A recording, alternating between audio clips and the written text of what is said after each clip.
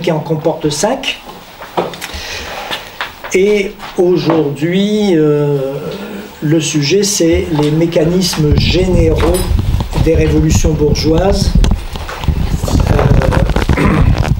Mécanismes généraux, ce qui ne veut pas dire que chaque révolution bourgeoise ne présente pas, bien entendu, des caractéristiques, des formes particulières, des époques particulières, mais il y a quelque chose qui les rapproche. Ce quelque chose qui les rapproche, c'est que elles sont toutes des révolutions qui mettent en jeu les mêmes classes sociales. Bourgeoisie, paysannerie, noblesse en particulier. Et donc c'est à ce titre qu'elle présente des traits communs. Aujourd'hui, c'est ces traits communs que nous allons regarder. Je vais en mentionner 10 points de rapprochement, 10 points communs. Je commence par le premier. Le premier élément que l'on retrouve à peu près dans toutes les crises révolutionnaires, dans toutes les situations révolutionnaires, eh bien, c'est la crise de l'absolutisme. La crise de l'absolutisme et l'unanimité qui se fait à un moment donné pour sortir, dépasser cet absolutisme et pour que soit mis en place une monarchie constitutionnelle. Les révolutions bourgeoises éclatent, dit Laurade, à la surprise générale de tout le monde, sans avoir réellement été ni voulu ni prévu par personne. Voilà, ni voulu ni prévu par personne. À un moment donné, qui surgit comme ça, il y a un tournant qui se fait et l'absolutisme n'arrive plus à gouverner comme avant. Il y a quelque chose qui ne marche plus, son autorité n'est plus acceptée comme avant. Des contradictions se sont développées au fil du temps, lentement accumulées dans la longue durée et dont les effets déstabilisateurs et destructeurs finissent par éclater au grand jour du fait souvent d'un événement conjoncturel mais important. Ça peut être une crise économique qui déstabilise l'ensemble de la société, ça peut être une guerre perdue également, ou bien encore une banqueroute de l'État. Donc ces éléments-là, eh bien, déstabilisent tout le système. Si par ailleurs, à côté de ça, en plus de ça, si par ailleurs toutes les classes de la société s'entendent pour réclamer des réformes, il ne peut qu'en résulter un ébranlement du pouvoir royal. La situation sera particulièrement préoccupante si l'exigence de réforme monte d'un peu tous les secteurs, de larges secteurs de la société, aussi bien les classes possédantes que les classes populaires. Et là, évidemment, sachant que la situation n'est pas la même, si ça ne monte que des classes populaires, la solution est toute trouvée, hein, c'est la répression, évidemment. Mais si ça monte des classes possédantes, c'est beaucoup plus compliqué, la répression, évidemment. Hein. Là, ce sont des gens bien et on ne peut pas leur envoyer la force. Et pire encore, si ça monte à la fois des classes possédantes et des classes populaires. L'exigence de réforme s'accompagne d'un vaste mouvement d'idées nouvelles qui met à nu les défauts de l'absolutisme et en acquérant une relative hégémonie délégitime l'ordre établi. Le pouvoir royal lui-même peut céder à cette contre-culture et concéder quelques réformes, telles les Lumières en France du XVIIIe siècle. Mais c'est peine perdue. Bon, Hugues cite les Lumières au XVIIIe siècle, mais On peut aussi citer la réforme protestante au XVIe siècle. On peut citer en Angleterre le puritanisme et les Lumières dites baconiennes avant 1640, ainsi que le libéralisme en Angleterre aussi. Tout ça, ce sont des mouvements, de vastes mouvements d'idées qui ont impacté considérablement la société. Alors, face à l'absolutisme paralysé, une grande partie de toutes les classes de la société va, dans l'immense majorité des cas, réclamer une monarchie constitutionnelle, limitant les pouvoirs du roi par ceux de quel est le contre-pouvoir du roi, c'est les États généraux. Donc, les classes vont réclamer la réunion des États généraux. C'est ce schéma qui a été observé aux Pays-Bas, la première révolution bourgeoise en date, en 1566 et 1576. En Angleterre, en 1640-41, et bien sûr en France, en 1789. Mais aussi en Allemagne-Autriche, plus tard, en 1848. Le rôle est particulièrement décisif et pour le vote de l'impôt. Pas de taxation sans représentation, martèle la bourgeoisie. C'est en cela que les États généraux constituent un élément républicain au sein de l'Ancien Régime. Par ailleurs, en alimentant un débat sur la représentation de l'ensemble des contribuables, ils ont aussi été un élément dans la longue marche vers le suffrage universel. Voilà. C'est un élément qui est peu souligné, assez peu souvent souligné, mais cet élément républicain, il ne faut pas le négliger. Dans le système de l'Ancien Régime, les États généraux comportent cet élément républicain, le vote des impôts. Alors, la réunion des États généraux, encore fallait-il l'obtenir, et les rois rechignaient, bien entendu. Ils ont de fait très souvent rechigné, et ils savaient pertinemment pourquoi ils rechignaient, pourquoi ils ne convoquaient pas les États généraux. En France, en 1789, les États généraux ne s'étaient pas réunis depuis 1614. Vous vous rendez compte? 175 ans. 175 ans. Ce n'était pas faute que la société ait réclamé cette réunion des États généraux. Par exemple, elle a été réclamée au moment de la Fronde, en 1648-1653. Elle a aussi été réclamée lors de la mort de Louis XIV, en 1715. Mais rien n'y a fait. Le pouvoir royal savait très bien, était parfaitement conscient des risques majeurs qui étaient associés à la réunion des États généraux. Ça, c'est le deuxième élément, les États généraux. Un troisième élément de la situation de crise révolutionnaire, c'est que des éléments de la noblesse se rallient à la classe qui est en pointe, c'est-à-dire à la bourgeoisie. Donc le ralliement des nobles dits oppositionnels. Toutes les révolutions ont vu ça. Des féodaux plus ou moins importants, grands ou petits, qui se révoltent contre leur roi et qui se rangent du côté de la bourgeoisie et aussi du côté des paysans et des plébéiens. Plébéiens, je rappelle, mot global pour désigner les pauvres. Certains grands seigneurs ont même cherché à chevaucher des mobilisations de masse pour les faire servir leurs propres intérêts, c'est-à-dire surtout contrôler le gouvernement.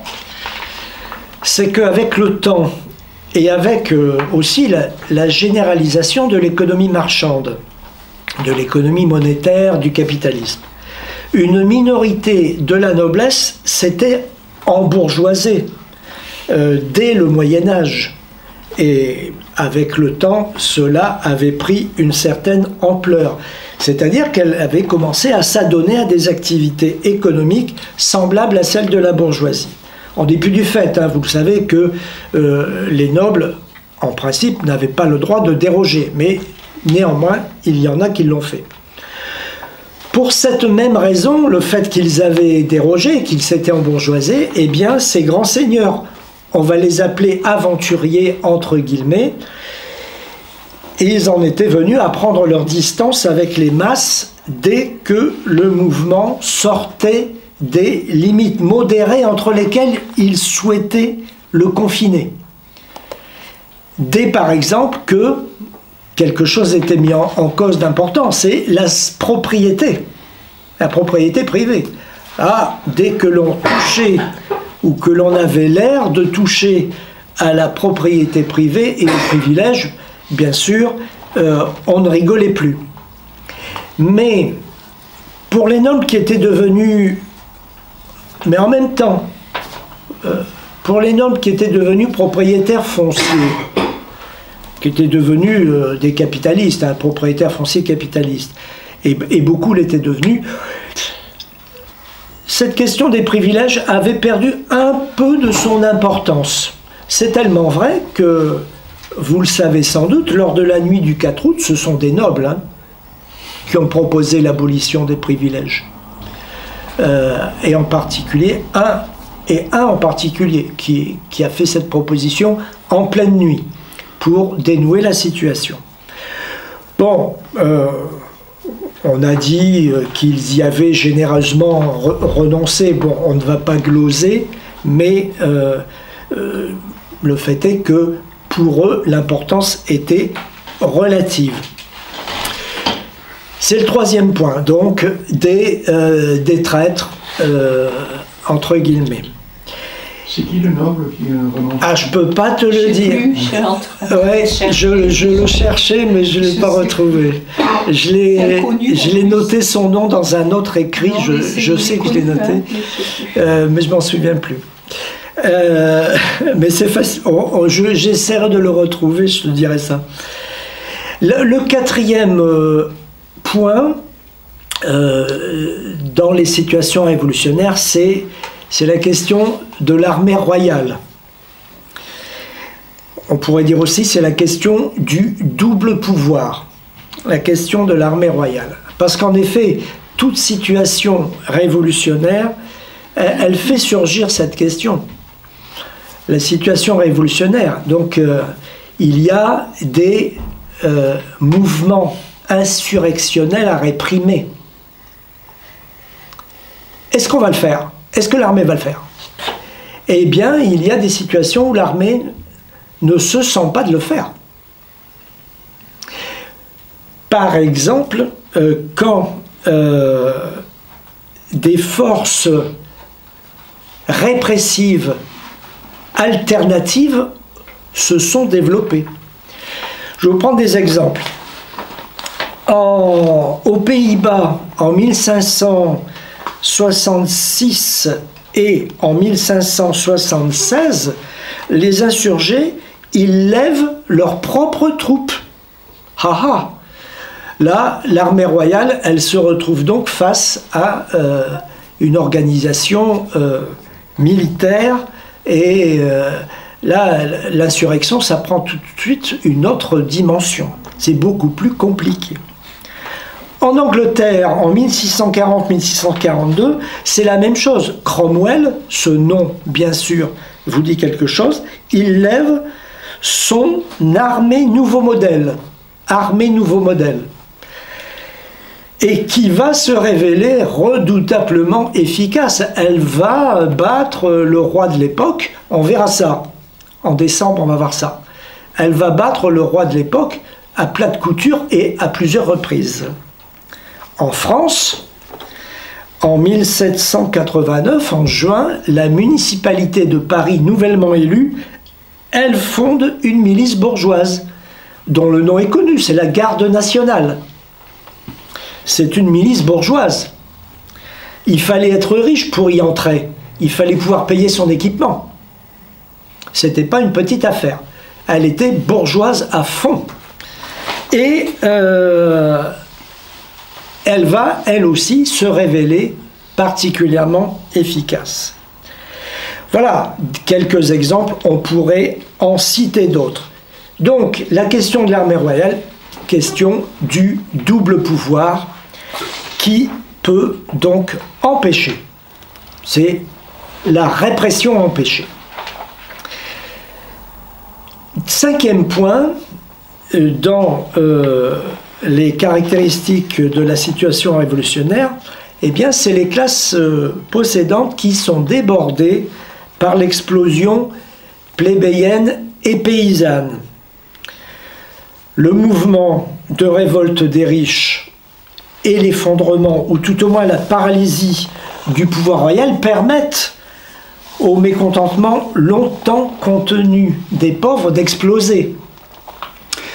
Les classes possédantes se retrouvent débordées par le mouvement populaire, qui se radicalise, réclame l'abolition de la royauté, le suffrage universel, la réforme de la justice, de l'administration et de la fiscalité, une réforme agraire. Et enfin une réforme agraire. Prenons le cas de la France. En juillet 1789, c'est l'explosion de soulèvements paysans et de manifestations urbaines. En 1791, 2 ans plus tard, ce sont les grandes manifestations lors de la fuite du roi à Varennes et le programme radical des Jacobins. On n'en parlera pas parce que je n'ai pas prévu de faire une conférence sur la Révolution française, mais ce sont des choses que vous connaissez quand même un petit peu. En 1792, encore 1 an plus tard, c'est l'insurrection des sans-culottes qui renverse l'Assemblée législative. Et le roi qui renverse l'Assemblée législative et le roi. Et qui impose le suffrage universel et la République. Rien que ça. Et en 1793, enfin, autre soulèvement, l'insurrection renverse le gouvernement des Girondins. Donc vous avez une succession pour la Révolution française d'événements de ce type. 6e point, c'est la mise en question, qui finit toujours par arriver, bien entendu, de la propriété privée elle-même. Dans toutes les révolutions bourgeoises, les soulèvements populaires ont été perçus par les riches comme des menaces pour leur propriété et même d'ailleurs quand les manifestants ne posaient pas la question de la propriété. Pour une raison assez simple d'ailleurs, c'est que très souvent les manifestants étaient eux-mêmes des propriétaires, faut pas croire, hein. C'était des petits propriétaires, mais c'était des propriétaires quand même. Il en va différemment pour les luttes sociales agraires, où la mise en cause de la propriété des grands propriétaires fonciers, féodaux ou bourgeois, est monnaie courante. Voilà. Donc même si la propriété n'est pas mise en cause, donc les propriétaires, eux, le sont, par exemple, quand les plébéiens remettent en cause les avantages fiscaux. Donc, ne parle pas de propriété privée, mais ils ciblent particulièrement les avantages fiscaux que les riches tirent de leur gestion des affaires municipales. Ou bien, quand ils proposent, horreur, un impôt sur le revenu. Ou bien encore, horreur encore, quand ils réclament le suffrage universel. Ce qui représente pour les riches le risque, ça, de vote hostile au sein des assemblées. Dans la Révolution française, par exemple, la loi du maximum du 29 novembre 1793, eh bien, c'est une loi qui n'est pas favorable aux riches. Le maximum, le prix maximum. 7e élément, c'est la question des femmes, de l'oppression des femmes, la mise en question de l'oppression des femmes. Les femmes, elles ont toujours participé activement au soulèvement populaire, révolutionnaire. Et elles se sont politisées à cette occasion. Dès la Révolution anglaise, la question de l'émancipation légale de la femme, elle est posée. Chaque révolution bourgeoise mettra sur la table la question de l'émancipation des femmes. Mais, comme on sait, dans leur ensemble, les révolutions bourgeoises n'ont finalement pas apporté grand-chose aux femmes. Le Code civil de 1804 a douché tous les espoirs d'émancipation féminine. Voilà, et puis vous savez par cœur le droit de vote des femmes, etc. C'est au cours du second 19e siècle que les choses vont commencer à bouger, tout doucement. Mais pendant la Révolution, des révolutionnaires comme Condorcet et Olympe de Gouges, ils sont isolés. Ce sont des personnalités isolées. Alors, 8e point, les classes possédantes, elles veulent évidemment arrêter la Révolution et elles répriment le mouvement populaire. On retrouve toujours ce genre d'épisodes, d'événements, de situations. Pourquoi? Parce que la situation révolutionnaire, elle met en première ligne, la plupart du temps, les États généraux. Bon. Les États généraux sont en première ligne. Ils siègent en permanence en tant que second pouvoir, que pouvoir alternatif, et souvent le pouvoir royal, lui, est paralysé. Les États généraux siègent en permanence, tandis que le pouvoir royal est paralysé. Et donc les États généraux se retrouvent donc de facto le véritable pouvoir à la tête de l'État. Et qui trouve-t-on au sein de ces États généraux? Bien sûr, en priorité, la noblesse, qui est divisée et désarçonnée, et quelquefois même, elle n'est plus là, elle est en exil. Bon, et c'est surtout la bourgeoisie que l'on retrouve au sein des États généraux. C'est la bourgeoisie qui est, à cette époque-là, qui est puissante, qui a l'argent, qui gouverne déjà nombre de collectivités. Son objectif est évidemment de prendre le pouvoir. Les États généraux décident donc un minimum de réformes destinées à limiter durablement le pouvoir royal tout en recherchant un compromis. Typiquement, une solution de monarchie constitutionnelle. Alors, la recherche de la solution de monarchie constitutionnelle, c'est pas aussi simple que ça, parce que il faut être deux. La monarchie constitutionnelle, la noblesse, la royauté, la noblesse, ils n'en veulent pas. Ils rechignent, ils freinent des quatre fers. Et donc, déjà, là, il y a un problème. Mais la mobilisation populaire, elle ne demande pas forcément non plus la monarchie constitutionnelle, oui. Les États généraux, ça fait à peu près combien de personnes à l'ordre des grandeurs? Oh, les États généraux, je vais te... le chiffre, oui, l'ordre de grandeur, voilà. Je vais te répondre parce que nous avons pas des photos, mais des peintures. Ça rentre dans une grande salle où on peut mettre 400, 500, 600, 700 personnes. Je dirais 300. Ou 300, voilà, quelques centaines. Ah bon? Oui. Donc, face à cette situation, la bourgeoisie, dans sa grande majorité, prend peur. Elle réprime, défend avec acharnement le suffrage censitaire, cherche l'accommodement avec le roi. Voilà. Donc je rappelle la situation. Vous avez la recherche par la bourgeoisie d'une solution moyenne qui est la monarchie constitutionnelle. On ne va pas dire consensuelle, elle n'est pas consensuelle. Hein. Les rapports de force décident de tout là. à la recherche de la monarchie constitutionnelle, de cette solution-là. La royauté, la noblesse n'en veut pas. Les masses populaires, elles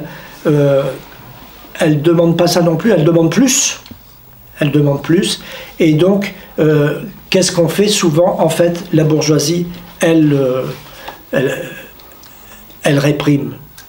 C'est ça la solution qu'elle trouve. Elle réprime le mouvement populaire.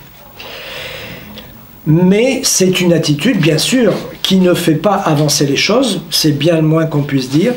Et il faut quand même finir par en sortir. Et pour en sortir, qu'est-ce qu'il faut? Ça ne se produit pas toujours, mais qu'est-ce qu'il faut? Il faut qu'un parti, qu'une organisation, une sensibilité politique quelconque, et souvent même un personnage, une personnalité physique, un individu, accepte de prendre le risque de chevaucher le tigre. Chevaucher le tigre. Ça veut dire quoi cette formule? Elle vient d'un proverbe chinois qui dit « Celui qui chevauche le tigre a peur d'en descendre ». Celui qui chevauche le tigre a peur d'en descendre.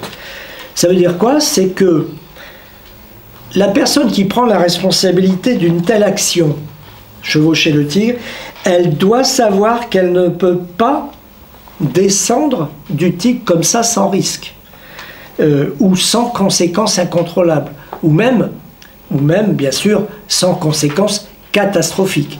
Donc quand on est dessus, eh bien, il faut à toute force y rester, chevaucher le tigre.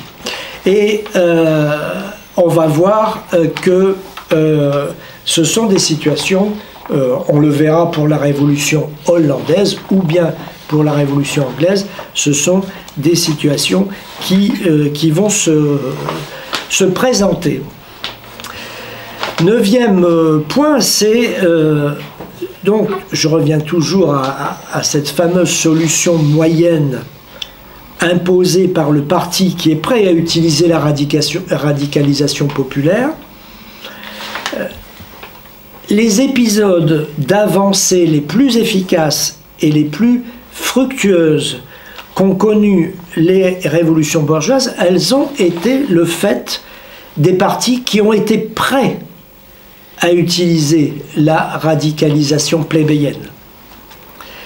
Des partis qui, au lieu de se retourner frontalement contre les plébéiens insurgés, eh bien, en ont pris la tête.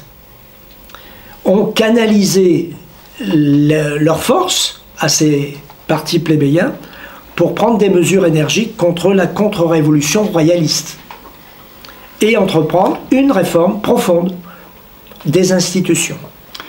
Le RAD les décrit comme des groupes très minoritaires, d'intellectuels, radicaux et de leaders militaires et politiques issus de la noblesse, de la petite noblesse, de la bourgeoisie, voire de l'Église, mais qui n'en sont pas du tout représentatifs et qui, cependant, arrivent à regrouper derrière lui un bloc, une alliance réunissant les plébéiens et quelques secteurs minoritaires, mais consistants de la bourgeoisie et de la noblesse. Surtout de la petite noblesse. Voilà. Ce parti pris donne lieu à des exercices d'équilibrisme, vous pouvez vous en douter, où l'on voit la bourgeoisie tantôt faire des concessions à droite et réprimer à gauche, ou inversement, faire des concessions à gauche et réprimer à droite. Mais toujours en évitant que la mobilisation populaire bascule dans le camp royal. En France, des exemples en France, c'est les jacobins de toute tendance, par exemple, qui sont représentatifs de ce schéma.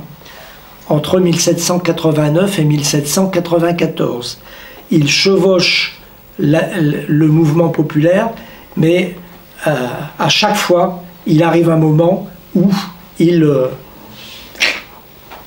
descendent, on va dire, ils descendent du tigre, parce qu'ils voient que ça se gâte pour eux, les bourgeois, les possédants. On voit chaque équipe prête à aller plus loin que la précédente, et à chaque fois, elle revient sur son projet, sur sa démarche.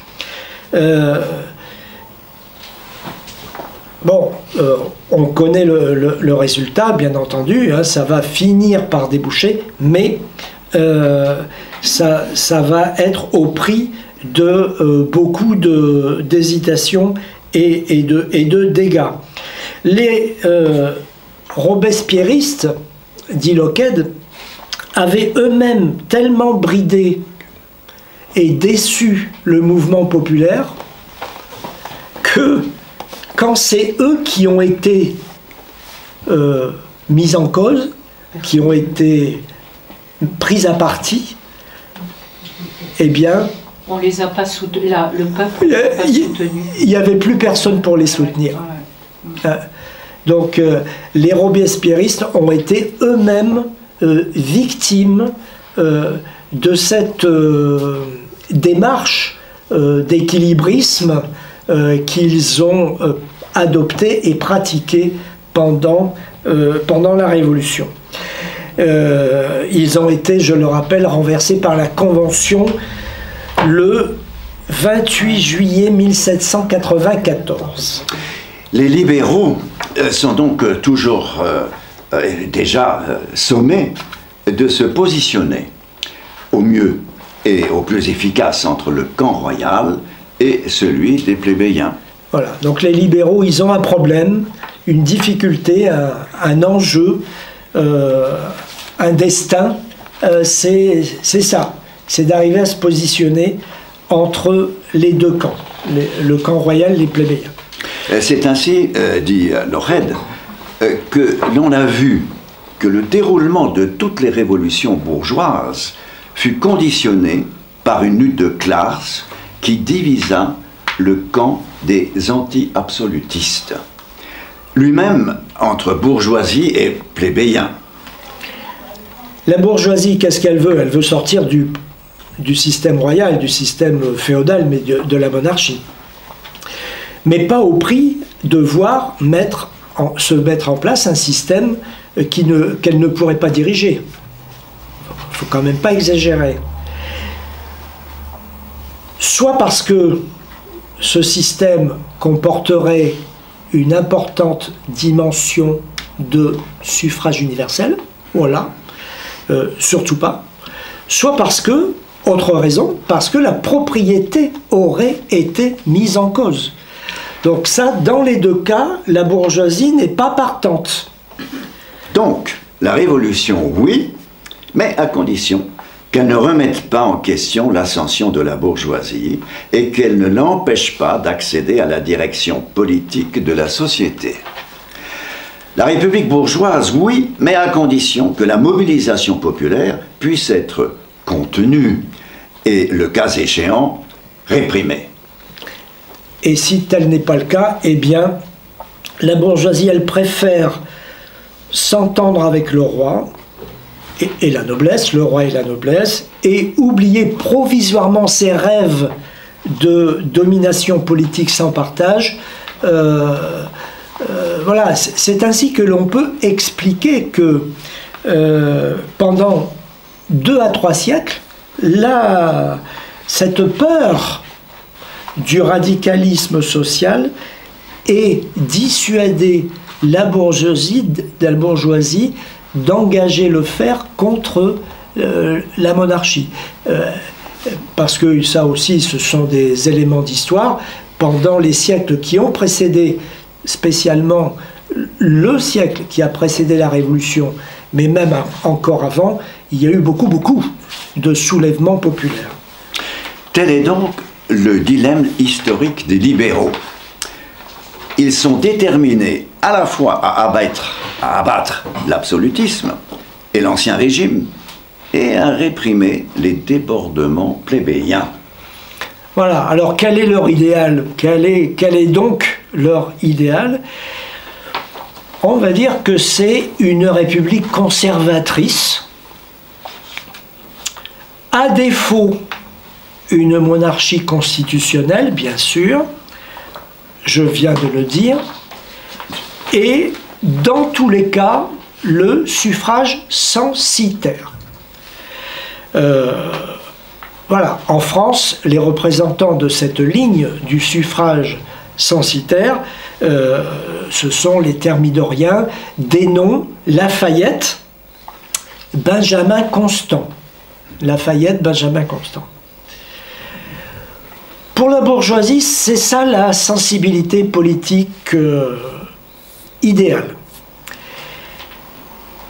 Mais ça n'a pas empêché la bourgeoisie, malgré tout, de laisser en plan les libéraux de temps à autre et de s'allier avec les monarchistes quand la plèbe se faisait remuante.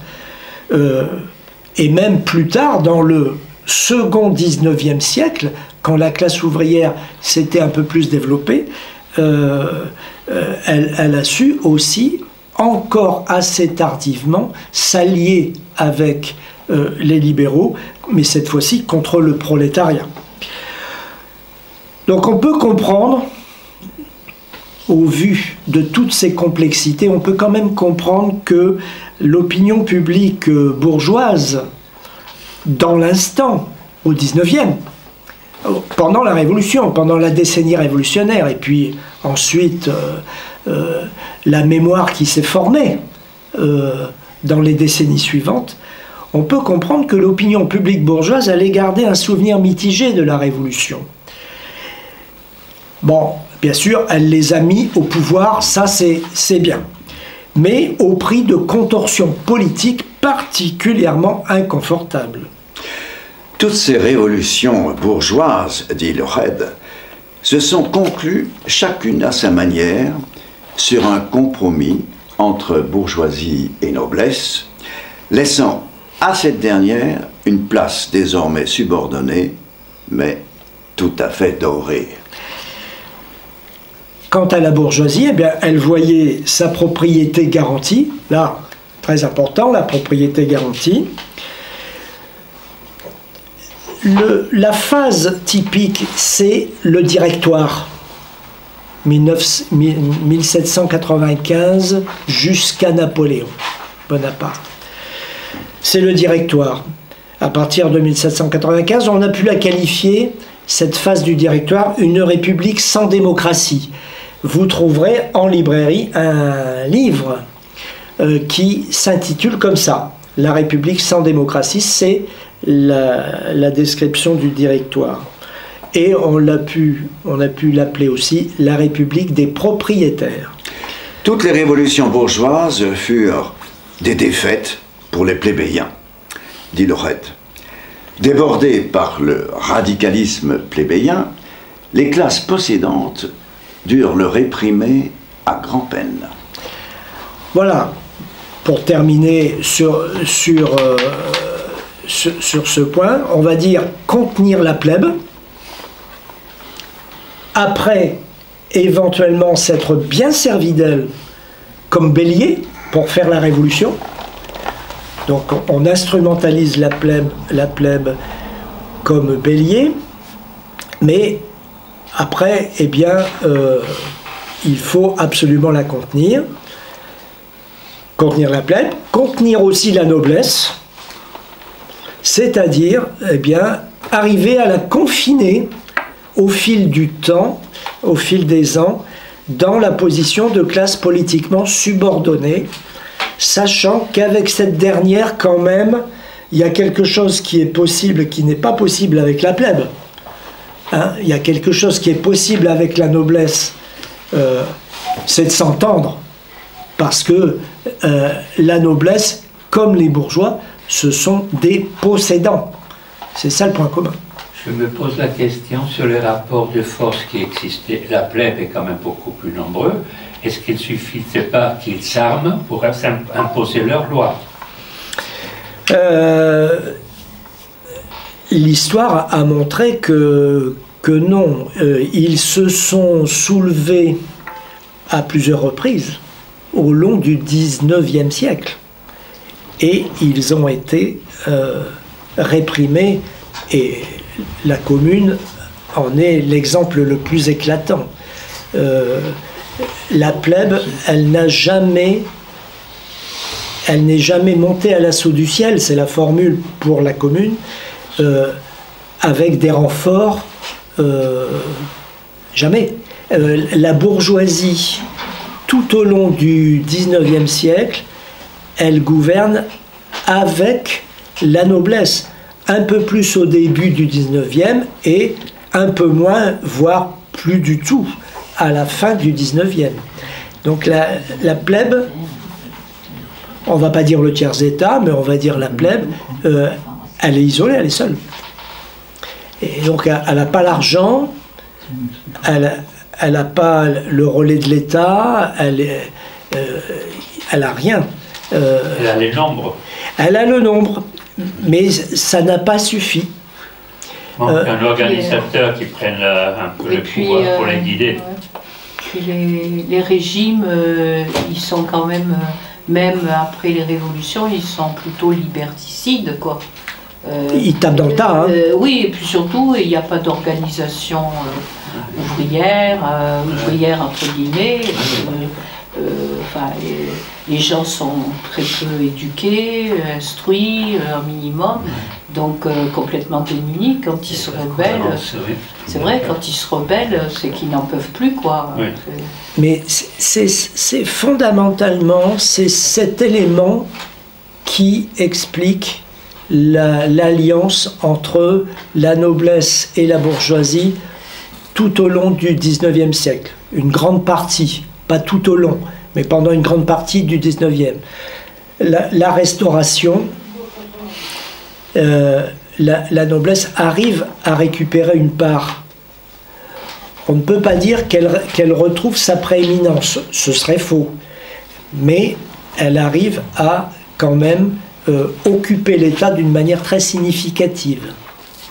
Ce qui était intéressant pour la Révolution française, du moins au début, je trouve, c'est l'apparition des clubs, surtout à Paris, parce que ça, je pense que ça fait avancer la Révolution quand même, parce qu'il y avait les clubs, ils étaient ouverts à la population de base, voilà, qui savaient plus trop quoi faire, etc. Puis ils allaient, ils écoutaient, il y avait une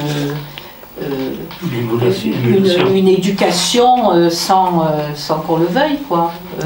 Mais justement, c'est ce genre de choses qui ne peut plus exister après. Ah, mais après, c'est terminé. La Restauration, elle supprime tout ça. Les lois sur la presse vont arriver, etc. Et quand on pense à la Révolution française, ne serait-ce que par les clubs, je pense que c'est ce qui a aussi alimenté toujours la révolte, les discussions des Parisiens de base, quoi. Donc à ce moment-là, là, ça repartait pour un tour. Les Girondins, ils avaient peur, les Montagnards, ils ne savaient plus trop quoi faire, enfin, voilà, quoi. Je pense que c'est ça aussi. Hein. Mais fondamentalement, c'est la raison de l'alliance qui perdure pendant des décennies, hein, parce que ce n'est que avec la monarchie de Juillet que les bourgeois, que la finance arrive au pouvoir vraiment. Lafayette, il y a un financier assez connu qui dit à Lafayette sur le perron de l'hôtel de ville, maintenant c'est nous qui allons gouverner. Hein, c'est le nom d'une dynastie de bourgeois assez connue qui ne me revient pas dans l'immédiat. Mais le financier, il dit maintenant c'est nous qui allons gouverner. Mais nous sommes déjà à la monarchie de Juillet, dans les années 1830. Donc c'est assez tardif par rapport à la Révolution 1789. Et la Restauration, c'est la noblesse qui elle réussit encore à sauver un peu les meubles.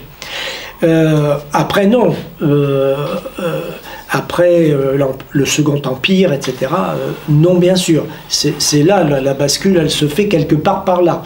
et puis formellement en 1879, formellement, la déclaration de la République. Dans des circonstances un peu rock'n'roll, je passe là-dessus. Le problème, c'est qu'au niveau des révolutions bourgeoises, d'après systématiquement, la bourgeoisie, elle avait déjà pris durablement et solidement le pouvoir par le bas avant de compléter le travail en le prenant par le haut, alors que dans les révolutions plébéennes, la plèbe, elle n'a jamais pris le pouvoir par le bas, elle le prend directement par le haut, et à chaque fois, ça a échoué. Ça a échoué. Donc c'est ça. Il y a un élément, il y a la soumission du peuple, il y a le rôle de la religion, qui roulait pour la noblesse, pour la monarchie, y compris pour la loi la bourgeoisie. Et il y a en même temps le manque d'organisation du peuple. Il y a la crête, les gens qui sont toujours soumis. Et c'est cette même période où il y a des clubs qui se sont créés, mais des organisations, disons, syndicales. Il a commencé à y avoir toute une réflexion et une organisation, parce que faire la révolution, s'il n'y a pas d'organisation, on ne va pas loin, quoi. Bien sûr. Par contre, la bourgeoisie et la noblesse, ils avaient quelques siècles d'avance sur la gestion Bien sûr. de tous ces phénomènes. Alors, ton intervention. Je vais faire une comparaison, si tu veux, entre le développement de la bourgeoisie pendant le régime féodal ou l'ancien régime et le développement du prolétariat après la Révolution française, 19e, 20e, 21e. Le développement de la bourgeoisie dans l'ancien régime, c'est, pour cette bourgeoisie, c'est l'accumulation de la richesse. Et dans des proportions qui, plus le temps et plus les années passent, deviennent pyramidales. Bon, ça, on a là un socle, un pilier de pouvoir, de puissance. On sait bien que la bourgeoisie, assez rapidement, elle finance la monarchie. Et même, avec Louis XIV, elle s'introduit dans l'appareil d'État, dans des proportions absolument hallucinantes. Bon. Et puis c'est aidé, tout ça c'est tout un ensemble. Toutes les guerres menées par le roi, les différents rois, Louis XIV, Louis XIII. Il faut des pépettes, hein. Les guerres, comment on appelle, de religion. Tout ça provoque des besoins d'argent, quoi. Ça coûte cher. Et ça coûte cher. Ça coûte cher. Et donc, à la mort même à la mort d'Henri IV, le fils, c'est Louis XIII. Bon, le pays il est exsangue. Et donc, qui vient renflouer la bourgeoisie avec. C'est à partir de là qu'il y a ce basculement. Donc, on va dire mi-15e jusqu'à la Révolution, la bourgeoisie se développe dans le domaine économique et financier et va venir avec ça progressivement sa domination intellectuelle et morale. Bien. Sauf qu'il lui manque la domination institution politique voilà. et de respect. Elle est rien. Un noble de sang, enfin, il considère même un riche bourgeois qui va à la cour et tout ça comme inférieur. Voilà. Et donc la victoire pour la Révolution de 1789-1815, là j'élargis considérablement. Bon, je vais dire quelque chose qui est faux, mais on va dire c'est la cerise sur le gâteau. C'est faux, hein, parce que, bon, quand on regarde la décennie révolutionnaire, etc., appeler ça la cerise sur le gâteau, c'est un peu exagéré. Non, mais je dis ça pourquoi? C'est juste pour la pédagogie, c'est tout. Pour l'émancipation des gens, tu veux dire, oui. Globalement. Et puis l'émancipation politique des bourgeois. Le début de l'émancipation de voilà. ce qui va être... Donc, maintenant, je passe au prolétariat. Ou aux gueux. Les gueux.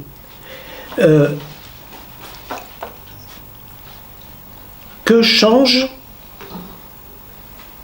les années qui passent pour les gueux? Qu'est-ce que ça change? Pose toujours autant. Ils sont toujours aussi gueux qu'avant. Et peut-être un peu plus. À certaines périodes, tout au moins. Je vais prendre deux dates qui m'arrangent pour ma démonstration. Mais si je prends les années 1970-80,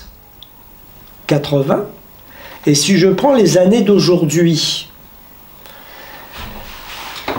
il y a des progrès, bien sûr, il y a des progrès dans l'équipement des ménages, il y a des progrès techniques,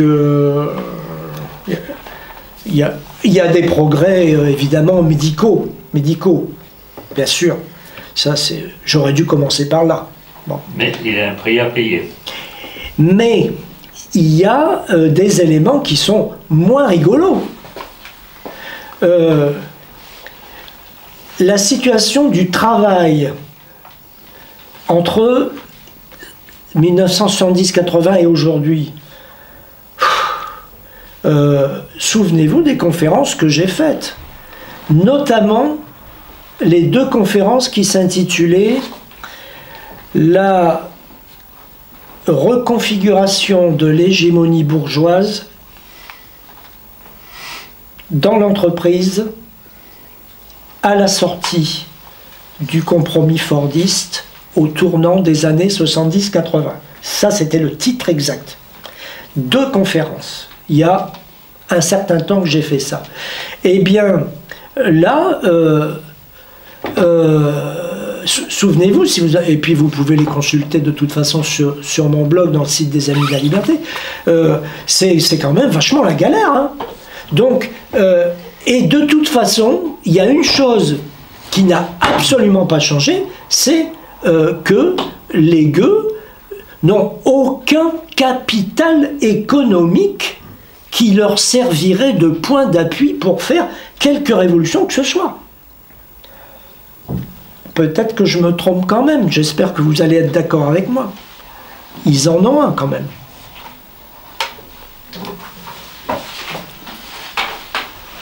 C'est leur cerveau. Ils n'ont que ça. Nous, qu'est-ce qu'on a? On n'a que notre cerveau. On n'a pas de fric. On n'a aucune hégémonie intellectuelle et morale. En ce moment, c'est très clair. On est au fond du trou.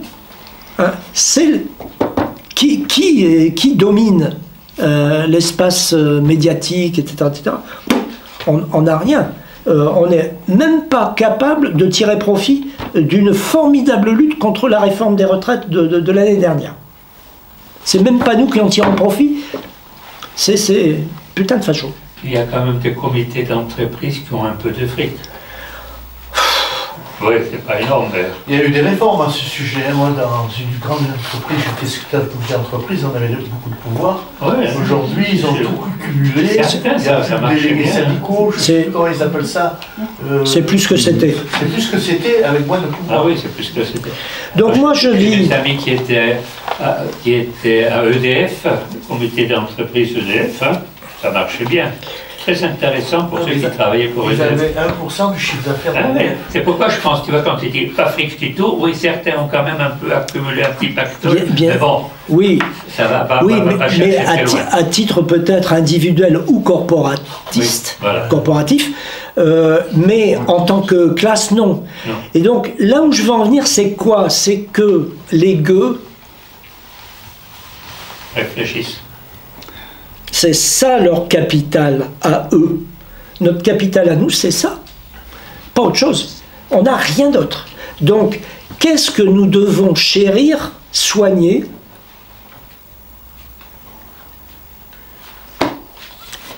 Mais ça suffit pas. La réflexion. Oui. T'as pas réfléchi à ça, ça fait pas Mais la forcément changement. réalité aujourd'hui, tu parles des gueux, quand on voit leur vote électoral qui va vers l'extrême droite, c'est préoccupant. Donc Voilà. la réflexion, elle est remise en cause sur la nécessité de mener une bataille pour faire une révolution. Je prends un grand mot. Oui, oui. Non, mais ce que je veux dire, c'est l'éducation populaire. Ouais. C'est ça, quand je fais ça, c'est l'éducation populaire. Ouais. Il n'y a que ça. Je ne vois que ça. Comme atout susceptible de renverser la table. Je ne vois que ça. Sans que, je le reconnais, sans que ça puisse bouleverser la donne à court terme. Mais je ne vois que ça à moyen ou à long terme. Mais regarde, les pauvres deviennent de plus en plus pauvres, même s'ils réfléchissent, ça ne change pas grand-chose. Ah oui, mais bon, je préfère un pauvre qui a réfléchi, qui a l'esprit critique Moi aussi, oui. et qui a la niaque, qu'un pauvre qui rase les murs. Voilà, je suis d'accord que... Il y a une prise de temps. Peut-être un point complémentaire, c'est que lorsque la plèbe essaye de s'organiser, c'est que souvent on voit apparaître quand elle essaie de s'organiser, de se structurer, c'est l'apparition de structures bureaucratiques qui prennent la direction du mouvement plébéien et qui monopolisent le pouvoir plutôt que le disséminer au sein de l'ensemble de la plèbe. C'est une nouvelle structure un peu qui Et qui rigidifie l'action, tu veux dire Non mais... qui a des avantages aussi, donc qui a ses propres... Ben oui, c'est la révolution de 1917, par exemple. Mais c'est la raison pour laquelle tu m'incites à poursuivre. Moi, quand je dis éducation populaire, précisons, c'est la coopération, c'est l'autogestion, la coopération, l'autogestion, etc. Mais nous, on a une liberté qui n'existait pas à l'époque. C'est tout ce qui contribue au développement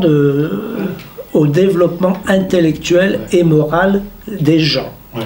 Voilà. C'est Michel qui voulait dire quelque chose. Non, je ne pas. Et à la limite, je vais aller encore plus loin. Mais ça, vous le mettez à la puissance 10. Ce que je dis là, vous le mettez à la puissance 10. Vous imaginez que ça marche, du tonnerre de Dieu. Eh bien, quel est l'horizon de ça? C'est l'anarchie. Et c'est Tu peux nous en dire un peu plus là sur l'anarchie? Oui, parce que là, j'en reste pas là. C'est l'anarchie. Je suis provocateur, mais c'est pas du pessimisme. C'est pas du pessimisme. C'est un optimisme béat. Mais je veux dire, non, parce qu'on n'en est pas là du tout. Mais non, ce que je veux dire, c'est il faut, moi je pense, il faut rêver d'une société où il n'y a pas besoin de pouvoir intermédiaire. L'anarchie, tu veux dire chacun arrive Et un peu comme nous, quoi. Chacun donne son idée. Chacun a atteint un tel niveau Ah oui. de développement intellectuel et moral, à titre personnel et aussi dans les collectifs dans lesquels il est intégré, un tel niveau de développement intellectuel et Que moral l'idée collective sort. qu'il n'y a plus besoin de chef. Ah oui. On n'est pas fort. Moi, je voulais revenir sur deux trucs qui ont été dits. Le premier, par rapport à, on va dire, une période ancienne. Je crois qu'il faut garder en tête que les plébéiens, à l'époque de la Révolution, c'est essentiellement des paysans. on a très peu de gens qui sont employés ou qui sont ouvriers. Ça répond à sa question. Oui, c'est pour ça que je tiens à le dire. C'est vrai. Et du coup, ton histoire de club, c'est vrai, mais les clubs, c'est parisien, lyonnais, etc. Voilà. Et ça marche dans les villes, mais ailleurs... Voilà. Et il y a le seul exemple, ou le seul contre-exemple que je connaisse, c'est, grâce à Zola et puis la proximité locale, c'est la réponse qui a été faite au coup d'État du futur Napoléon III dans le Var. Pourquoi dans le Var il y a eu une telle mobilisation contre Napoléon III? Parce que dans le Var, il y a des bistrots dans tous les villages. Et ces bistrots étaient devenus de véritables clubs. Ça parle. Et oui, on avait beau avoir des gens qui étaient des paysans d'abord, mais beaucoup de viticulteurs qui fonctionnaient sur des bases coopératives. Et ces gens-là se retrouvaient, et ça explique, je dis pas intégralement, mais ça explique beaucoup de ce que raconte Zola sur la conquête de Plassans. J'insiste sur coopérative. Mais c'est à cela que je voulais en venir maintenant. Ça, c'était un premier point pour, on va dire, pour l'histoire. Mais pour ce qui concerne le type d'organisation, il se trouve que je suis fils d'un employé de Gaz de France. Et donc je connais bien le mécanisme, ce qu'ils avaient pu obtenir. Extraordinaire parce que c'est sans doute les seules organisations syndicales que j'ai vues se battre énormément, par exemple pour défendre les barrages. Hydroélectriques. Pourquoi? C'est pas parce qu'ils avaient envie d'avoir du boulot pour eux, mais en disant c'est l'une des solutions collectives là-dessus. Et lorsque on discute avec les gens qui ont travaillé là, qui sont responsables syndicaux ou autres, le premier reproche qu'ils font, c'est pas le fait de ne pas avoir de pognon, c'est on a trop réagi de façon collectivement, hein, tous, c'est pour eux, mais c'est vrai pour tout le monde, trop réagi de façon très, on va dire, je vais forcer le trait, corporative. C'est-à-dire qu'ils se battaient pour défendre leurs acquis. Les cheminots sont battus pour défendre leurs acquis. Alors que lorsqu'ils se battaient pour défendre les barrages, ils le faisaient pour développer l'industrie hydroélectrique, ils ne le faisaient pas pour eux, mais ils le faisaient parce que c'était une des solutions, et c'était une des solutions de construction collective de moyens de gestion de la société. Et peut-être que là-dessus, on peut s'interroger. Je suis un peu d'accord avec toi. Moi, mon rêve, effectivement, c'est une société, alors je ne dis pas anarchiste, c'est-à-dire dans laquelle chacun se considère comme étant l'alpha et l'oméga, mais une société dans laquelle chacun peut participer aux prises de décision sans être obligé de passer par l'échelon du dessus. Moi, je rêve de multiplier les Fralib, les, comment ils s'appellent, Duralex, etc. Parce que ils ne se contentent pas de dire on sauve une industrie, mais ils décident la façon dont ils vont s'organiser. Et en même temps, alors je le dis comme ça, ça fait partie. Moi, j'ai été nommé dans le temps à Besançon, enfin à côté de Besançon. Comme tout le monde. Et tu vois bien pourquoi j'en parle, à cause de l'IP. Je suis arrivé après les histoires de l'IP. C'était dans la période descendante, on va dire, de l'autogestion. Mais il me semble que ça fait partie des choses sur lesquelles il faut qu'on réfléchisse beaucoup plus que ce qu'on a fait. Et lorsque j'entends, aujourd'hui, quand j'en fréquente quelques-uns encore, ce qu'ils reprochent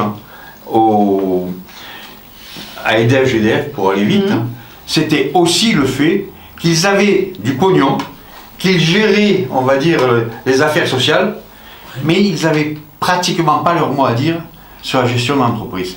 Et je crois que c'est là-dessus qu'il faut qu'on réfléchisse. Il faut qu'on se demande de quelle façon est-ce que les gens qui sont dans un collectif industriel, paysan ou autre, de quelle façon ils participent à la gestion. Et en même temps, et c'est là que ça devient difficile, de quelle façon on fait en sorte que ce que eux considèrent comme nécessaire pour développer leur entreprise, ça n'aille pas à l'encontre des intérêts d'un collectif plus grand. Mmh. La ville, le département, etc. Moi, lorsque je vois des gens se plaindre parce qu'on fait un jardin chez eux et que ça va faire du bruit, parce qu'il va y avoir les gosses, et je me dis, il y a quelque chose qui ne va pas dans l'histoire. Je suis prêt à défendre le jardin, et en même temps, je me dis, mais les gens, ils ont peut-être raison de dire, c'est pas possible de le faire n'importe quoi. Comment on fait pour que on fasse à la fois, qu'on permette au collectif d'avancer leurs solutions, et en même temps pour qu'on organise la cohésion de ces différents collectifs. Voilà. Et les collectifs tous azimuts qui se mettent d'accord. Et vous... Ça a l'air utopique, mais non, mais je continue à croire à la planification en même temps. Mais pas la planification comme on l'a connue. Et vous voyez que nous avons des moyens d'agir pour faire avancer notre schmilblick. C'est de défendre Fralib, de défendre Duralex, etc. De prendre fait et cause, d'y aller, pas à moitié mais à fond. Hein. Pour Fralib, je crois que c'est à peu près ce qui se passe. Je ne sais pas si ça pourrait être amélioré, peut-être que oui, la défense de Fralib, mais c'est tous ces exemples-là, à mon avis. Je rappelle que les Amis de la Liberté, on a visité l'entreprise et on a fait une conférence avec Fralib sur leur expérience. Ouais. Mais il y a là, 4-5 ans, oui. Et ils sont venus. Pourquoi ils sont arrivés? Parce qu'ils avaient une activité culturelle dans l'entreprise qui leur a permis de prendre conscience et de prendre le pouvoir contre le sieur. Unilever. Ils ont pu résister, parce que moi j'ai toujours des très bonnes relations. Ils avaient un orchestre de musique, d'abord dans les manifs à Marseille, ils sont toujours un groupe de théâtre, et ils nous ont expliqué le fait d'avoir cette activité culturelle, ça a permis au personnel de prendre conscience et de prendre en main la gestion de cette entreprise qui devait être délocalisée en Pologne. C'est ça. Pas pour supprimer la production, mais la Mais ils galèrent parce qu'ils n'ont pas les mêmes avantages qu'une entreprise privée. Ils ont dû se battre vers la région pour obtenir, parce que le terrain où se trouve l'entreprise appartient à la région, et ils avaient quelques difficultés liées à l'idéologie de la région dirigée par la droite, eux, quand même des salariés progressistes. Donc il y a tout ce contexte, mais aujourd'hui, ça devient très très difficile. Et moi-même, j'ai expliqué, même ici, quand j'étais secrétaire du comité d'entreprise, grâce au général de Gaulle, les salariés avaient droit voix consultative dans le conseil d'administration. Eh bien, faites-moi la liste du nombre de salariés qui participent au conseil d'administration de leur boîte. Mais j'en connais pas, oui, à l'aérospatiale, j'ai connu mes entrants, mais... Alors, la question, c'est pas, on ne change pas l'orientation, mais ça vous permet d'apprendre des choses et d'intervenir. Et moi j'ai appris, c'était à Loire-Marine, j'ai appris avant tout le monde que la boîte elle allait être liquidée et licencier 600 personnes, enfin toute la bataille. Mais c'est grâce à cette participation que j'ai compris que la situation économique, avec la crise du pétrole en 1974, la boîte allait couler, puisque les bateaux étaient faits en polyester à base du pétrole. Donc, ce que tu es en train de dire là, tu donnais aussi l'exemple de Fralib.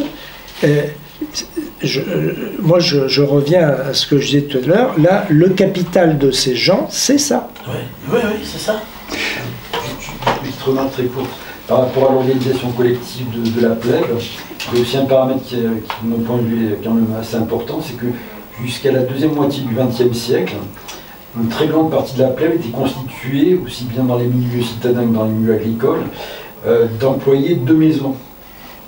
Et que même la toute petite bourgeoisie désargentée avait au moins un domestique.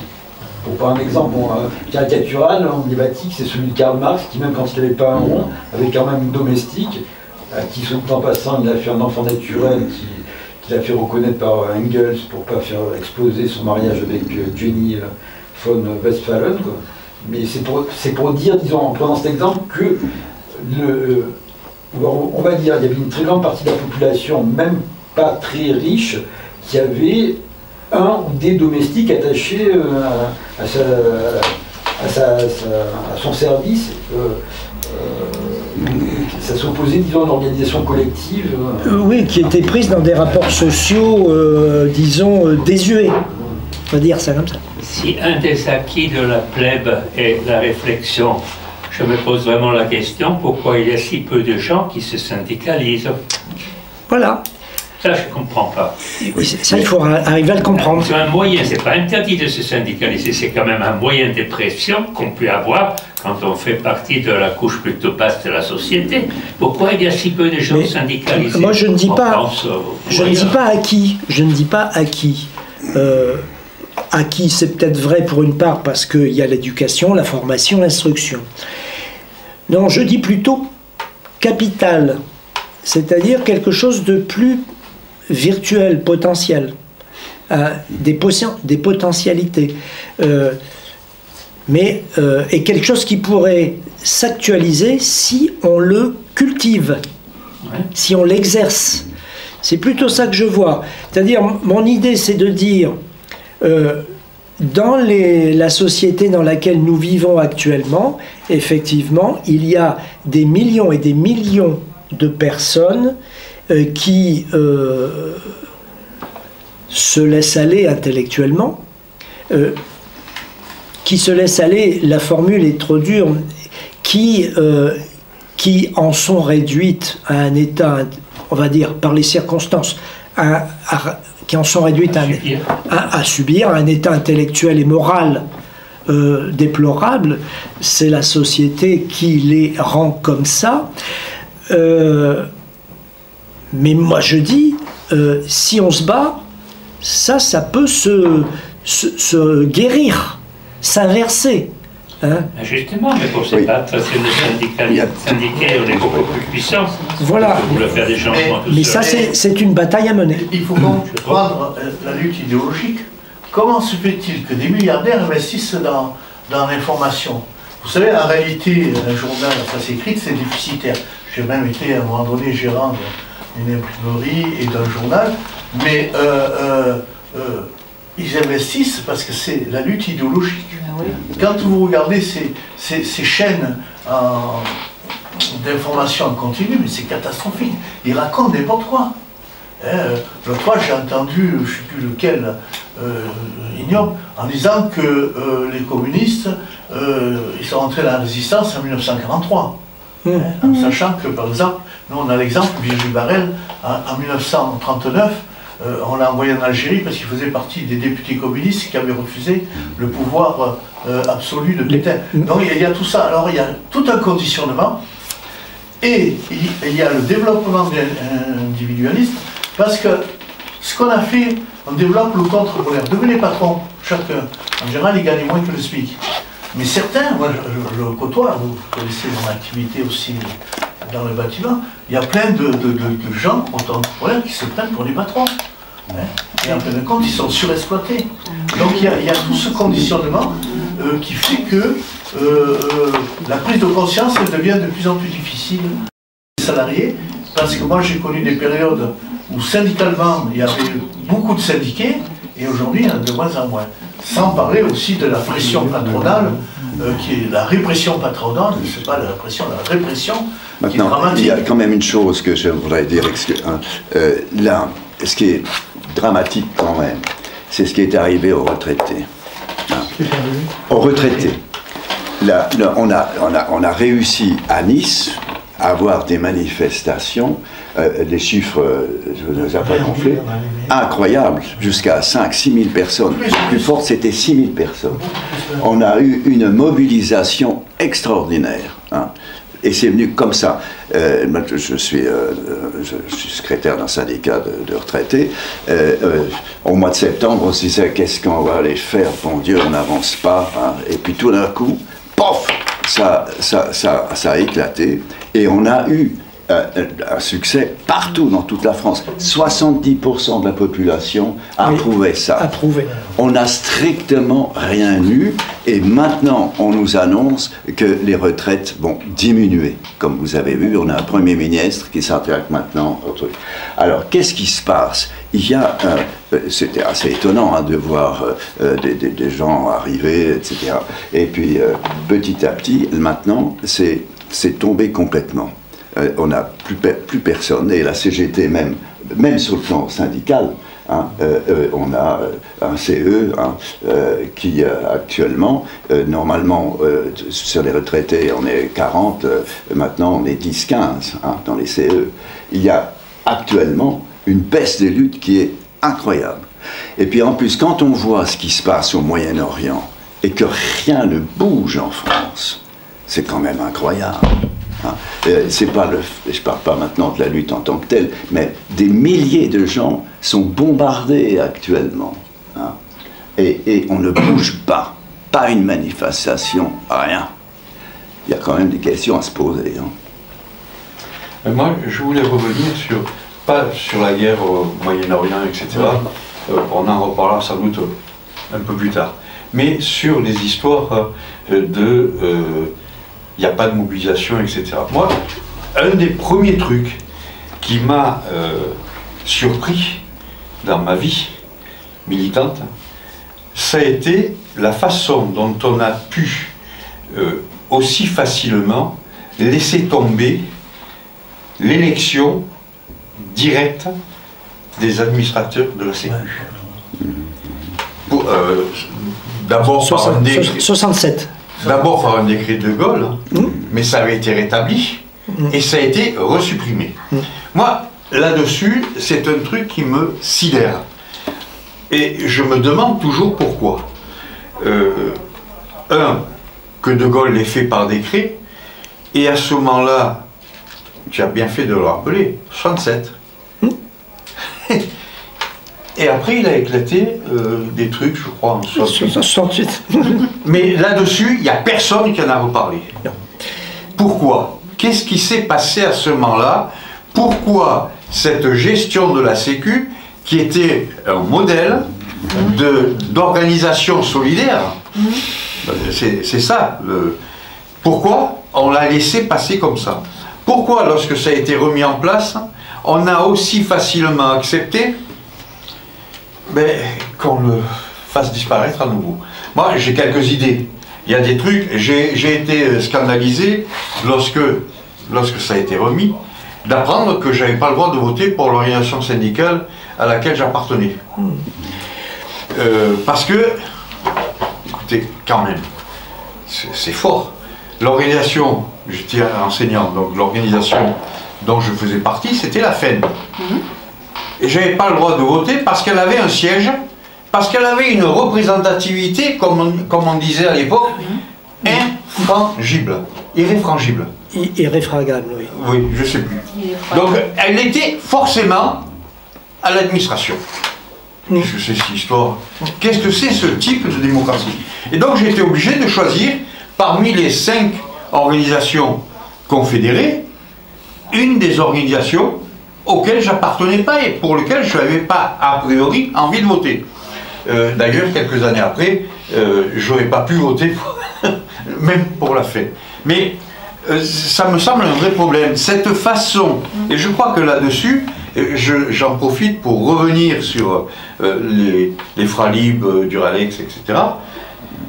Il me semble qu'un des éléments, c'est le fait que les gens ne se sentaient pas réellement en charge. Concernés. Oui. Concernés. Oui. Le système électoral dans lequel finalement on dit aux gens allez voter et après on se débrouille entre nous parce que c'est à ça que ça aboutit. Finalement c'est un système un petit peu censitaire. Ça c'est le premier truc. Le deuxième truc, c'est que cet aspect solidaire de la Sécu, mais je pourrais le dire pour plein d'autres trucs, moi je viens de découvrir que Fralib, enfin que les produits des Fralib est plus distribué à Auchan. Nous on l'achetait régulièrement, par solidarité peut-être plus que pour autre chose. Pourquoi je ne peux plus l'acheter? Ben, c'est l'histoire de construction d'un îlot comment dire, de résistance, que le patronat, pour l'appeler comme ça, ne veut pas. Donc, à un moment donné, c'est simple, c'est pour la même raison peut-être que le même patronat refuse le boycott de l'État d'Israël. Parce que l'État d'Israël représente ses intérêts. Ça, c'est pour revenir sur ce que tu disais. Et il y a tout le travail idéologique qui se fait à partir de ça. Et c'est pour ça que, comme toi, je crois effectivement qu'on a besoin d'éducation. Mais il y a un autre truc, l'éducation, c'est aussi participation à la démocratie. Et une véritable démocratie, pas délégation. Et troisièmement, participative. Je sais pas. Pour moi, c'est participation plus que démocratie. Et le troisième truc, c'est la solidarité. Et je crois que si on s'est cassé la figure, par exemple sur le système de retraite, c'est que les gens, ils étaient d'accord contre. Est-ce que... Comment ça, d'accord contre? Tous les gens qui étaient dans la rue étaient d'accord contre la réforme qui était faite. Est-ce que... Et le patronat ou le capitalisme a très bien compris, en jouant les uns contre les autres, qui n'avaient pas les mêmes propositions, est-ce qu'ils ne réussissaient pas à calmer le jeu et à... C'est pour ça que je dis troisième truc, c'est la solidarité. Solidarité, ça veut dire qu'on débat chez les gueux. Et puis on se met ensemble pour décider qu'on va vers ça ou ça comme solution. Et pas simplement dire, on écrit un bout de papier, on se bat contre. Non, contre, ça ne va pas. Ça ne va pas. Il faut se battre pour des trucs qui sont solidaires, qui développent intellectuellement et qui permettent la démocratie. Et on n'arrive plus à mobiliser. Je rajouterais bien un quatrième truc aux trois que tu proposes, c'est la définition de l'intérêt général. Je crois que là, on se plante beaucoup et souvent, et les syndicats sont très fautifs quelquefois là-dessus. Vous avez pris les exemples de syndicats corporatistes qui ont mal joué l'intérêt général, souvent, parce qu'ils voyaient leur intérêt immédiat. Et je prendrai l'exemple des retraites. L'exemple des retraites est significatif. Parce qu'en fait, aujourd'hui, qu'est-ce qui se joue? Je ne sais pas si vous suivez justement sur les chaînes d'infos particulières.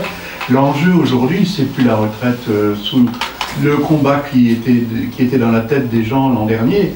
C'est une part de capitalisation. Oui, bien sûr. Voilà. C'est ça qui se joue en réalité. Et si on dégageait aujourd'hui de façon claire, avec l'intelligence des gens telle que tu l'évoques, où est leur intérêt? Elle n'est certainement pas dans la capitalisation. Et on reviendrait à des formes de solidarité que tu évoques. Je crois que l'exemple des retraites est un très bon exemple pour notre propos. Absolument. Oui, mais il n'y a plus de mobilisation.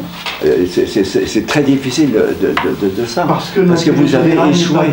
C'est ce qu'on nous dit. Parce qu'on se bat aujourd'hui sur des points ponctuels et qui ne prennent pas la globalité des problèmes, qui ne traitent pas ni la complexité, ni la globalité des problèmes.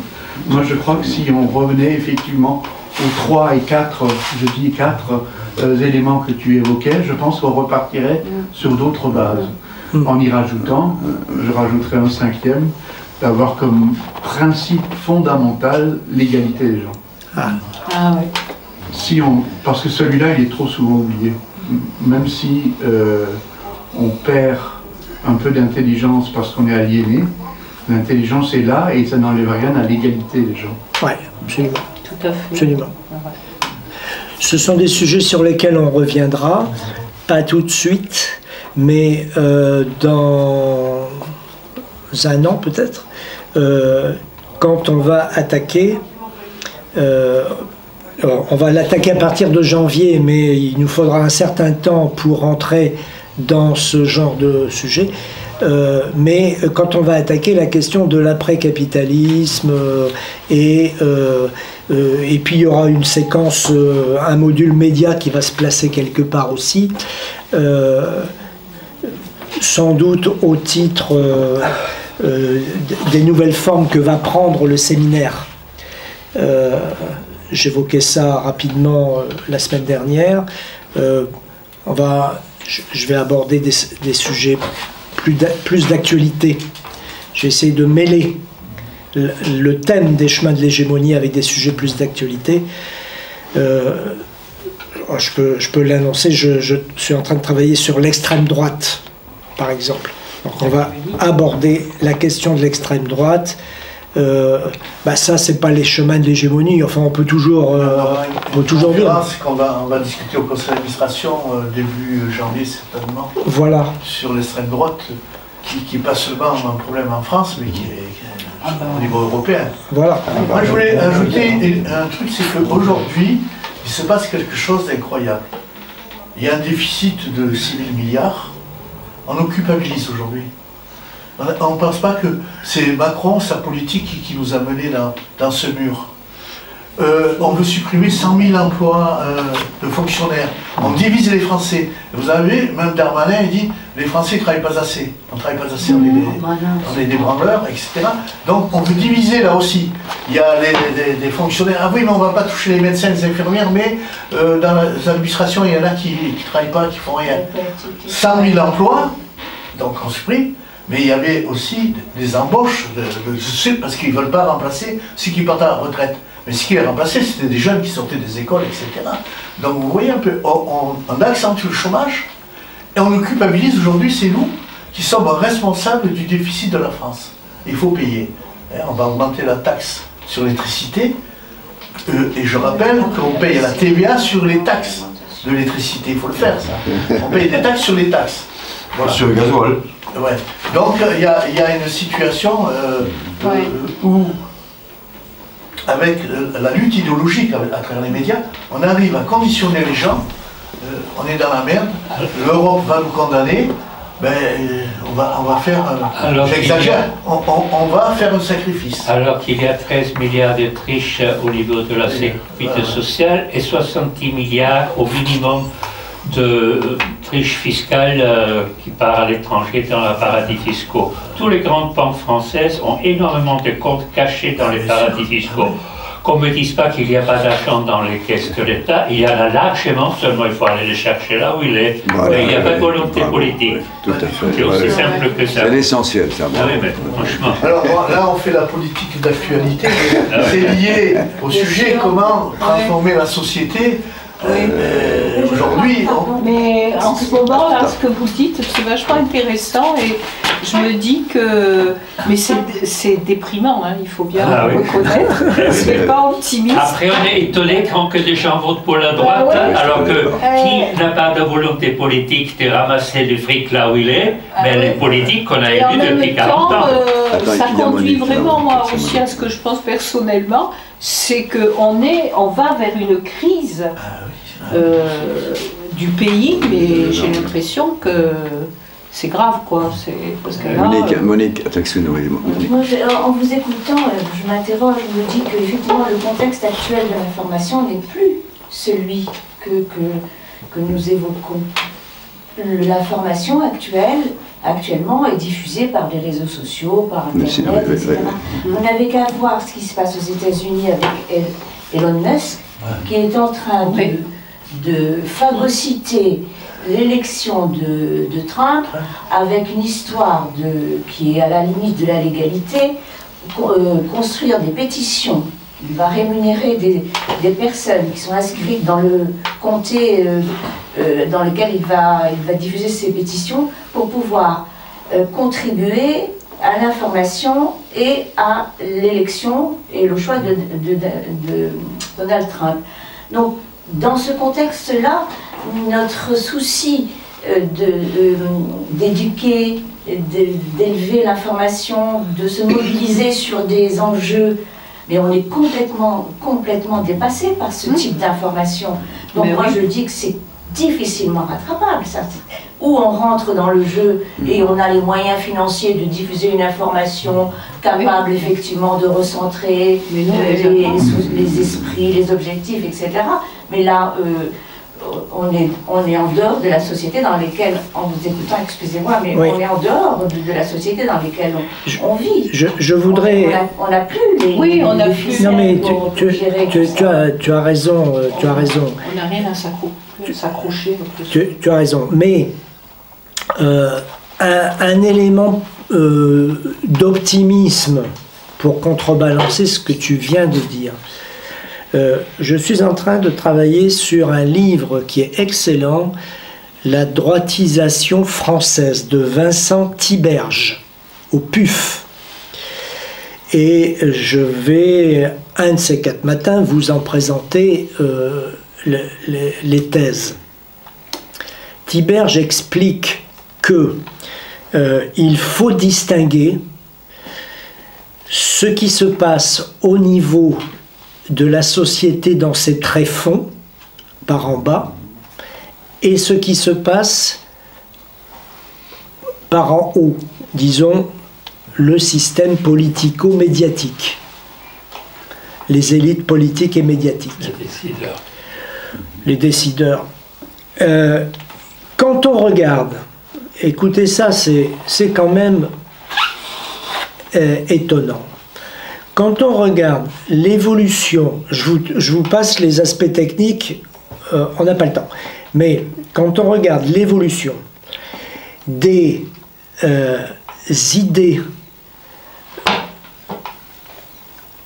dans le domaine culturel ou par rapport à l'acceptation des immigrés, de la diversité. Quand on regarde l'évolution de ces idées-là sur 45 ans, il y a un progrès absolument extraordinaire. Extraordinaire. Sur tous les sujets. En France, aujourd'hui, par exemple, l'acceptation de l'homosexualité, elle est arrivée à un niveau de 90% de la population. C'est un truc de fou. Bien. Donc ça, c'est premièrement. Mais cette réalité de fond, elle est écrasée, subvertie, écrasée par l'agitation du système politico-médiatique. Surtout, actuellement, vous prenez CNews, ça c'est un élément qui date de quelques années, CNews.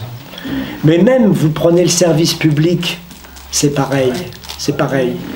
Donc, le service public dans des formes plus douces, mais l'ensemble du système politico-médiatique, des élites politiques et médiatiques, diffuse l'inverse.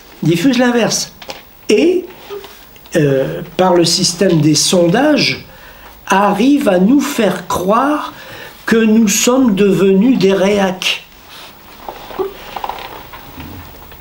Troisièmement,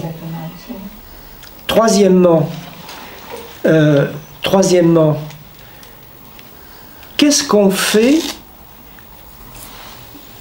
de cette évolution de fond? Je vous présenterai ça dans un plus grand détail. Qu'est-ce qu'on fait de cette évolution de fond que j'évoquais en premier lieu? Pourquoi elle ne se traduit pas en vote pour des partis qui sont ouverts, humanistes, etc. Eh bien, Tiberge dit non, ces partis, ils n'offrent pas, ils n'émettent pas une offre politique satisfaisante. Fondamentalement, on va dire, c'est l'unité, l'union. Alors, je dis ça au moment où nous venons d'avoir un nouveau Front populaire, donc il y a 6 mois d'âge. Mais nous ne savons pas encore ce que ça va donner dans la durée. Mais vous remarquerez que les médias, il ne se passe pas 2 jours que les médias nous disent que ce nouveau Front populaire va se casser la figure. parce que ceci, parce qu'un tel, parce que tel autre, etc., etc. Enfin bref, on nous fait des romans sur le Parti Socialiste. Sur LFI, n'en parlons pas. On a eu droit à un cinéma pas possible tout l'été. Bien. Sur le PS, c'est pareil. Les tendances du PS, machin truc. Il n'y a que le Parti communiste dont on ne parle pas, mais je vois pas pourquoi on en parlerait. À 2%, tout le monde s'en fout. Tout le monde s'en fout. Donc, bon, pour vivre heureux, vivons cachés, donc nous sommes heureux. Moi, j'ai une anecdote. Je rentre de Guyane, là, pour vous dire ce qui se passe, on ne nous dit pas, on ne nous informe pas sur les réalités des choses. J'ai assisté à... Attends, Jean. Voilà. Demain soir, on a une conférence. Oui, j'ai vu. Vous avez vu? Ok. Sinon, la semaine prochaine, le 16. Ah, ok. Merci. Voilà. On n'en parle pas. Donc j'ai assisté, bon, j'ai un neveu qui est ingénieur de très haut niveau Ariane Espace. Qu'est-ce que j'apprends? J'ai discuté avec des ingénieurs qui sont en colère contre Macron. Depuis 2017, Ariane Espace est privé. 25% c'est l'État, le reste c'est privé. Il a donné plein de pognon à des start-up, des amis à lui. Et il veut américaniser, je veux dire, les expériences spatiales. Donc, qu'est-ce que j'ai assisté à un départ de fusée d'un satellite européen qui peut déterminer dans la minute de partout où il passe sur la planète les inondations, les incendies, tous les trucs à risque. On a Ariane qui est très connu, qui est très fort sur les fusées. Bon, en même temps, on a Ariane 6. Alors c'est vrai qu'ils vont en jeter 10 ou 20 satellites en même temps. Mais la fusée qui a lancé ce satellite européen, Vega, vous savez qui c'est qui la fabrique? Ah oui. Non? L'Italie. L'Italie. Vous voyez un peu? Non mais on a les moyens, nous, en France, de faire. Moi, j'ai discuté avec des ingénieurs, on m'a dit, on a pour faire les fusées. Oui, c'est l'Europe, mais elle ne rentre pas dans le cadre de l'Ariane Espace où il y a les pays européens qui participent. C'est très complexe. Il y a 40 ans. Donc, il y a... Mais l'idée que m'ont dit les gars là-bas, c'est que Macron, il veut américaniser. C'est comme la NASA qui finance Elon Musk pour lancer des satellites, et plus eux. Et on arrive à tricher sur les subventions de l'État. Parce que pour avoir les marchés, soi-disant Ariane Espace est trop cher pour envoyer les satellites, donc on va chez les Américains, mais en réalité ils sont subventionnés par la NASA qui reçoit de l'argent du gouvernement américain. Vous voyez le micmac commercial qu'il y a aussi. Et on nous dit rien, on ne sait pas. Ouais. À la semaine prochaine. Merci beaucoup. Alors, et à demain, donc, roi du sang, roi du sol. Faites attention, si vous avez une nationalité, il y a des risques aujourd'hui.